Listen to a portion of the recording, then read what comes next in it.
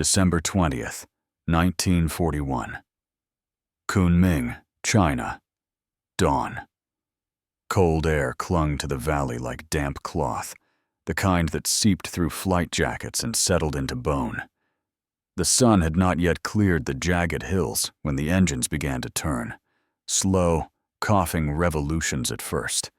Then the deep, uneven roar of Allison V-12s waking from sleep. Dust lifted from the pierced steel planking. Oil smoke hung low. Men shouted over prop wash. Somewhere beyond the airfield, artillery thumped. Distant, irregular, a reminder that the war had already arrived. The aircraft squatting on the line looked wrong to the men who would soon climb into them. The Curtiss P-40 Warhawk was heavy in the nose, blunt in the wing, and scarred by use. It wore shark teeth on its intake, like a dare it could not back up. Everyone in Asia knew the stories by now. Japanese pilots in their Mitsubishi A6M0s turned tighter, climbed faster, and danced circles around anything the Allies put up. The Zero was light, elegant, lethal. The P-40 was none of those things, and the Japanese knew it. Across the valley, far beyond the haze, pilots of the Imperial Japanese Navy and Army Air Forces were already warming their engines. Young men, most barely into their 20s, tightened straps and adjusted goggles with the confidence of hunters who had learned their prey's habits. They had crushed China's skies for years. They had humiliated British biplanes over Malaya. They had sent American pilots into the sea at Pearl Harbor. Against them, the P-40 was dismissed with a smile. Too slow in the turn, too heavy to climb. Easy meat. On the Allied side, the men of the American Volunteer Group, soon to be called the Flying Tigers, knew all of this. They were not naive. They were not reckless. They were angry, tired, and intensely focused.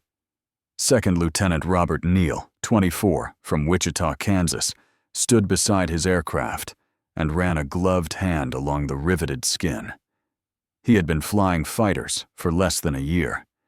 He had crossed the Pacific as a civilian mercenary, paid in Chinese dollars, his name scrubbed from U.S. Army rolls. Back home, his father believed he was still training in Arizona. Neal did not correct him in letters. Some truths were easier carried alone. The P-40's flaws were obvious to him now. Loaded with fuel and 30 and 50 caliber ammunition, it felt like a truck in the air. The controls stiffened at low speed.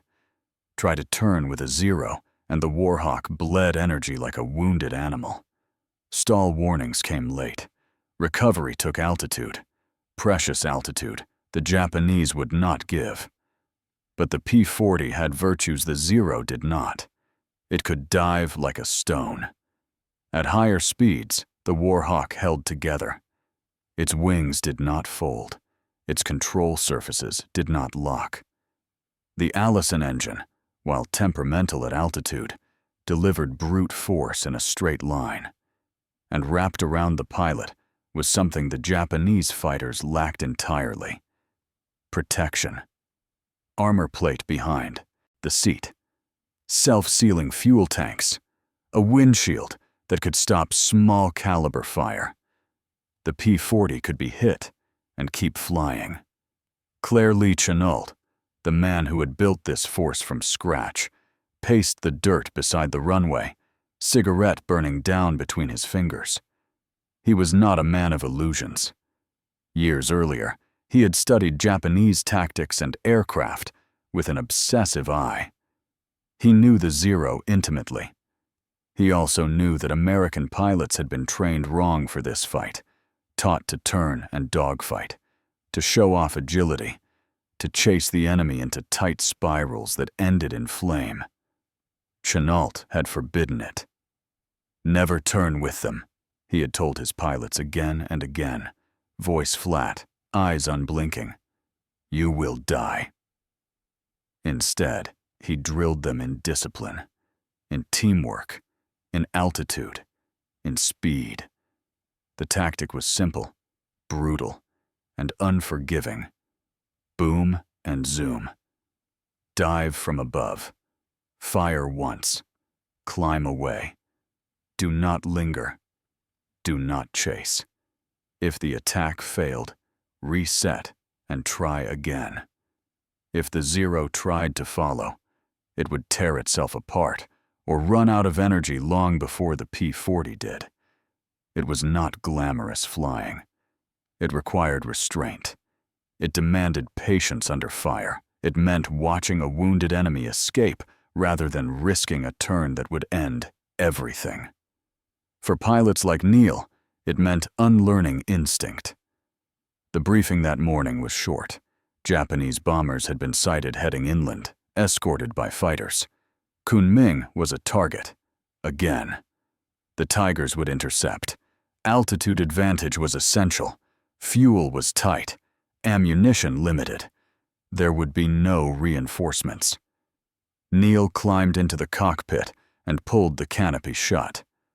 The world narrowed to metal, glass, and vibration. He adjusted the harness until it bit into his shoulders, checked the guns. 6 of them, wing-mounted, heavy with promise, and advanced the throttle. The Warhawk lurched forward, tail lifting, wheels rattling. Then the sudden lightness as the ground dropped away. Below, the field shrank. Ahead, the sky opened. Vast, pale, indifferent. As the formation climbed, Neil felt the familiar knot settle in his stomach. He thought of the Zero pilots above the clouds, already confident, already planning tight turns and effortless kills. He imagined their surprise, brief, fleeting, when the first P-40 came down out of the sun at over 300 miles per hour, guns blazing, refusing the fight they expected. The Japanese did not fear the P-40. Not yet. December 20th, 1941. Over the Salween Valley. Late morning. The climb was slow and punishing. Fully loaded, the P-40s clawed upward in wide, spiraling turns, Allison engines straining as the air thinned. Frost crept along the canopy edges. Neil kept one eye on his manifold pressure, the other on the sky above, searching for the faint glint that meant enemy aircraft. Sweat pooled beneath his helmet despite the cold. The Warhawk did not forgive impatience. Push it too hard at altitude, and the engine would cough. Once, twice, then what? At 18,000 feet, the radio crackled. Bandits! 12 o'clock high. Bombers with escort. Neil leaned forward, heart thudding, and saw them. Dark specks moving in deliberate formation, sunlight flashing off wings. Twin-engine bombers first, likely Ki-21s. Then the escorts, weaving above and around them like watchful hawks. The Zeros were already there, confident, loose, unafraid. They had altitude, numbers, and experience. Everything pointed toward another easy kill. Chennault's voice cut through the radio, sharp and controlled. Do not engage escorts. Ignore the fighters. Take the bombers. One pass only. The Tigers tightened formation. Neil slid his aircraft into position, wingtip nearly kissing the man beside him. He felt exposed, slow, vulnerable. The instinct screamed to maneuver, to turn away, to dodge before the enemy struck. He forced it down. Discipline. Trust the plan. They climbed another 1,000 feet, just enough. Then Chennault gave the order. Dive! Now! Neil shoved the nose over, and the world tilted violently. Gravity slammed him into the straps as the P-40 accelerated. airframe shuddering, wind screaming past the canopy, the altimeter unwound like a clock gone mad. The sluggish fighter became something else entirely, fast, deadly, unstoppable. The Japanese formation rushed up to meet them.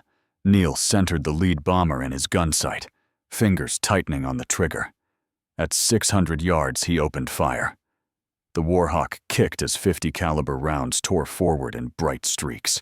The bomber's wing erupted, metal, fabric, and fuel atomizing in an instant. Fire bloomed.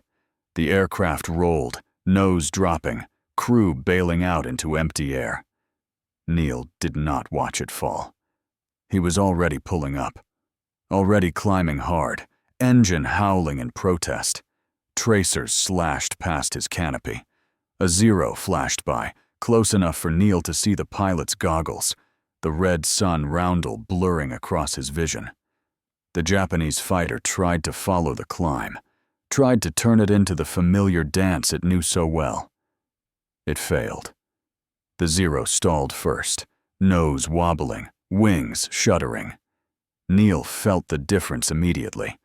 The P-40 kept its energy. It was heavy, yes, but that weight carried momentum. He rolled away, diving again, resetting exactly as drilled. Below, the sky fractured into chaos. Other Tigers repeated the attack in disciplined waves. Dive. Fire. Break away. Each pass was brief, violent, and decisive.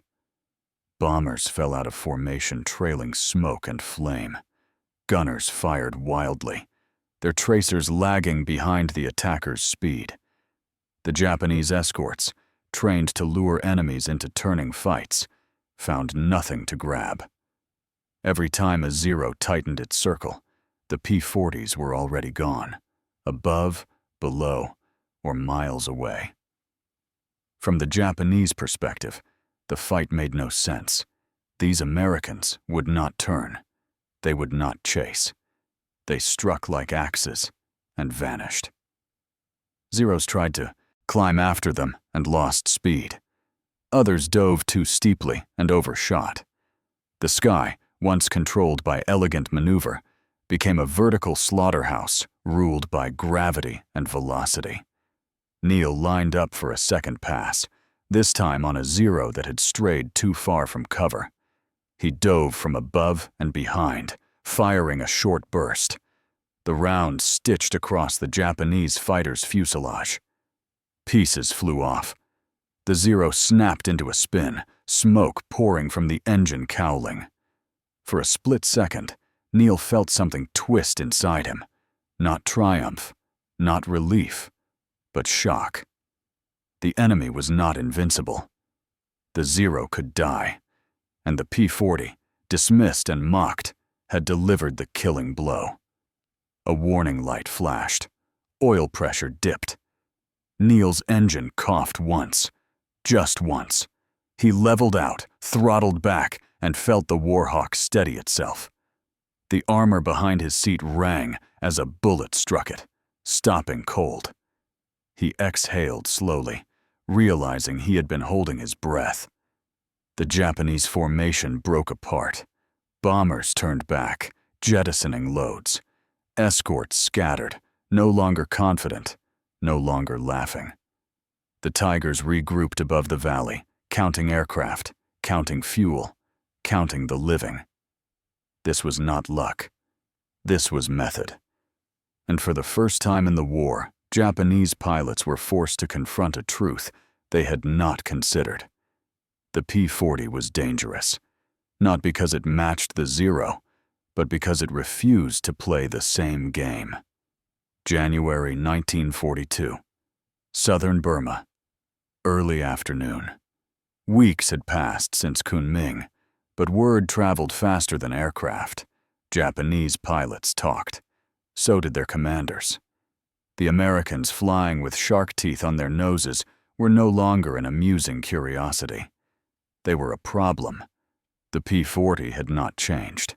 It was still heavier, still slower in the turn, still incapable of matching a Zero in a climbing spiral. But the way it was flown had rewritten the fight. Japanese after-action reports began to note something unsettling. Enemy fighters refusing combat unless conditions favored them, attacking from altitude, disengaging without loss. Loss ratios no longer leaned so comfortably east. Over the jungle-cloaked ridges of Burma, the Tigers rose again to meet another raid. This time, deeper inland, closer to Rangoon. The weather was worse. Heat shimmered above the canopy, and scattered clouds cast long, shifting shadows that hid danger in every direction. Neil was more experienced now. He had seen aircraft burn. He had watched parachutes blossom and sometimes fail to open. He no longer imagined the enemy as faceless targets. He knew there were men inside those cockpits, men who bled, panicked, and made mistakes. So did he. As the Tigers climbed, Neil scanned the sky with a practiced rhythm. High, low, sunward, cloud line. The radio was quiet. Too quiet. Then it happened. Zeros, 6 o'clock, diving fast. The warning came too late. A flight of Japanese fighters burst out of the sun, noses down, engines screaming. This was different. This was their tactic. Altitude, speed, surprise. The Japanese had adapted. Tracer fire tore through the formation. One P-40 shuddered, engine exploding in a bloom of black smoke. The pilot never had time to call out. Another took hits to the wing and peeled away, trailing fuel. Neil broke hard, pushing the stick forward into a shallow dive, refusing the turn his body demanded. The Zero behind him tried to follow, its lighter frame responding instantly. But as speed built, the tables shifted again. The Warhawk accelerated smoothly past 350 miles per hour. Control stiffened, but it remained controllable. The Zero, built light and fragile, began to vibrate violently. Neil rolled inverted and pulled, feeling the G-forces crush his chest. The Zero overshot, flashing past his canopy. For an instant, the Japanese pilot was framed perfectly. Helmet, scarf, eyes wide with effort. Neil fired. The burst was short, almost casual. The Zero's wing root disintegrated. The aircraft cartwheeled into the clouds below, leaving nothing but drifting fragments. Around him, the fight dissolved into vertical chaos. Zero slashed in from above, then broke off as Tigers dove away, regrouped, and counterattacked. There were no circles, no prolonged duels, only speed, angles, and timing. From the ground, Chinese villagers watched the sky tear itself apart, aircraft plunging, climbing, vanishing into cloud, reappearing in flame. The sound was continuous thunder, echoing through the valleys. Neil's engine took another hit. This time it was real.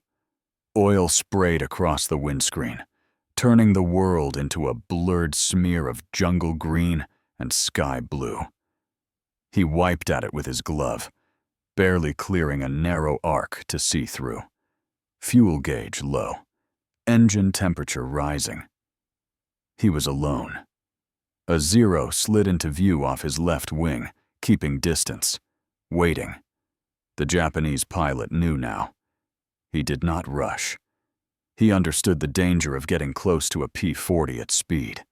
He was hunting carefully, patiently. Neil dropped the nose and dove toward the jungle, trees rushing up with terrifying speed. The Zero followed, but not as steeply. At the last possible second, Neil pulled up, the Warhawk groaning, wings biting into the air. The Zero could not match it. It flew past, momentarily helpless. Neil's guns chattered one final time. The Zero vanished in a flash of fire and spinning debris, swallowed by the canopy below. Neil leveled out just above the treetops, engine coughing, barely alive. He turned west, heading for the nearest strip he could reach. Behind him, the battle faded. The sky belonged to no one now. The Japanese had learned the tactics. They had tried to adapt, but adaptation took time, and time, in air combat, was measured in seconds. The P-40 was no longer prey. It had become something else entirely. February 1942. Magway Airfield, Burma. Dusk. The sun sank behind the hills in a wash of red and copper, turning the dust over Magway into a glowing haze. The day's heat still clung to the ground, radiating upward into the cooling air. Aircraft sat scattered along the strip, some intact, others wounded, patched with hastily riveted metal and streaked with oil and cordite. Neil's P-40 rolled to a stop near the revetments, engine finally giving up in a series of dry, hollow coughs. Ground crewmen ran toward him as he slid the canopy back. The smell hit first: burned oil, hot metal, gunpowder. His hands shook as he climbed down, legs unsteady, adrenaline still flooding his veins. They counted the holes again. They always did. Rounds had punched through the wings, the fuselage, the cowling. One had flattened against the armor plate behind his seat, leaving a starburst of cracked paint. Without that slab of steel, the bullet would have ended his war, and everything after it, in midair. Nearby, another Tiger's aircraft sat silent and empty. The pilot would not be coming back. His name was already being spoken in low voices, already being filed away into memory. Victory, when it came, was never clean. Inside the operations shack, maps were spread across a rough wooden table. Chennault stood hunched over them, glasses low on his nose, marking enemy routes with a pencil worn down to a nub. He did not smile when the numbers were tallied. He never did. Aircraft destroyed meant pilots dead, on both sides. The arithmetic of air war was brutal and impersonal. But the pattern was unmistakable. The Flying Tigers were inflicting losses far out of proportion to their size. Japanese raids were being turned back. Bombing accuracy suffered. Escorts hesitated, climbing higher, spreading thinner, forced to watch the sky above them instead of the bombers below. For Japanese pilots, the psychological shift was profound. The Zero had been designed for dominance through agility and confidence. Its pilots were trained to press the attack, to force the enemy into a turning contest where Japanese skill and aircraft performance would prevail. Against the P-40 flown by Chennault's rules, that doctrine cracked. Zeros that lingered too long in dives lost control. Those that chased Warhawks downward risked structural failure. Those that turned tightly found themselves ignored, left circling empty sky while another bomber exploded beneath them. Discipline had become a weapon. Neil felt it in himself, too. Every instinct screamed to pursue, to finish a damaged enemy, to prove superiority. Every briefing hammered the opposite. Restraint saved lives. Patience won battles. Ego got pilots killed. One afternoon, weeks later, Neil watched a young replacement nearly throw his life away. The new pilot had broken formation to chase a Zero into a climbing turn. Neil shouted into the radio, voice cracking, ordering him to break off. The Zero snapped around, guns flashing. The Tiger vanished in a fireball before Neil could say another word. That night, no one spoke at dinner. The lesson was carved in blood, just as Chennault had warned. As months passed, the reputation of the P-40 transformed. Mechanics cursed it for its weight and maintenance demands, then patted its fuselage with something like affection. Pilots learned every vibration, every sound, every limit. They trusted it to take punishment, to dive away from danger, to bring them home when lighter fighters would not. Japanese intelligence reports began to single it out, not as an inferior machine, but as a threat when flown correctly. The phrase appeared more than once, dangerous in vertical maneuvers. It was an admission, however reluctant. Neil wrote home when he could, careful with his words. He did not describe the smoke or the falling men. He wrote about weather, about flying, about being tired. He did not mention how often he dreamed of engines failing, of endless dives with no pull-up left. Above Burma and China, the air war ground on. New aircraft would come, new pilots, new tactics. The P-40 would eventually be overshadowed by sleeker, faster fighters. But in these months, raw, desperate, improvisational, it had done something vital. It had taught the enemy fear. July 1942. Over the Yangtze Valley. Late afternoon. Summer heat turned the cockpit into an oven.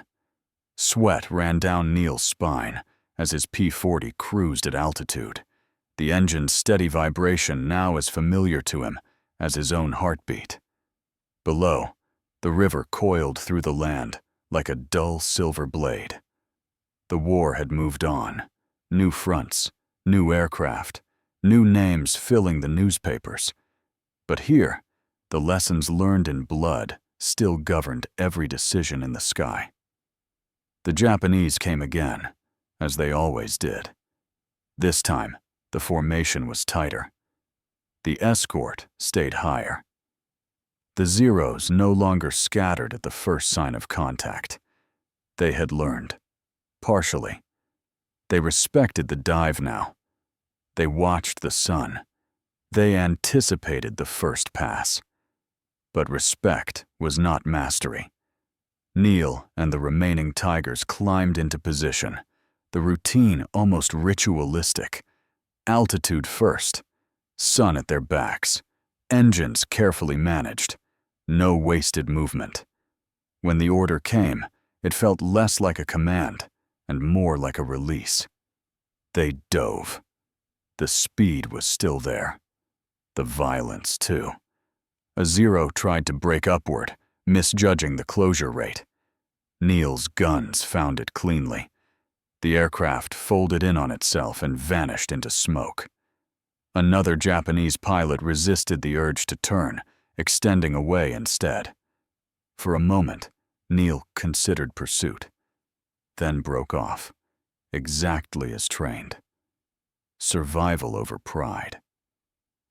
As the formations disengaged and scattered clouds swallowed the battlefield, Neil realized something unsettlingly simple. The fight no longer terrified him the way it once had. Respect had replaced fear. Confidence, earned, not assumed, guided his hands. When he landed that evening, the ground crews waved him in with tired smiles. Fewer aircraft sat on the line now.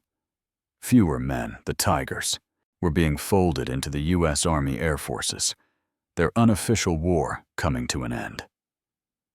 Neil climbed down and stood beside his P-40 one last time. The paint was chipped. The shark mouth faded. The aircraft looked old beyond its years. But it had carried him through something history would struggle to explain in numbers alone. The P-40 had never been the best fighter in the sky. It did not need to be. It fought on its own terms, using speed, altitude, discipline, and ruthless simplicity. It forced the enemy to adapt, to hesitate, to doubt.